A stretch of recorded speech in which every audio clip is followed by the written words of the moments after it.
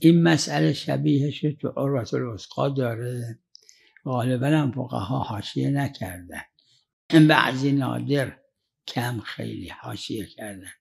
ایشون فرموده این قطب جنوب و قطب شمال که چند ماه تاریک اصلا، یعنی شب همش،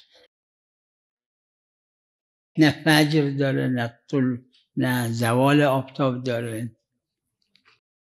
عروه فرموده اونا باید نماز بخونن و روزه بگیرن طبق بلاد متعارفه، یعنی مثل عراق، مثل ایران، مثل خلیج، مثل حجاز، طبق اینا.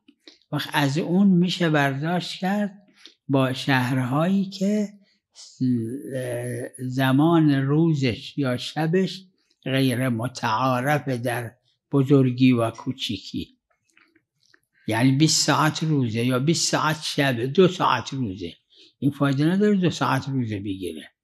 اگه 20 ساعت روزه باشه لازم نیست 20 ساعت روزه بگیره، چون قرآن که فرموده ثم اتموا الصیام الی اللیل یعنی لیل متعارف مثلا، و قرآن الفجر یعنی فجر متعارف، خیط اسود و خیط ابیض یعنی متعارف.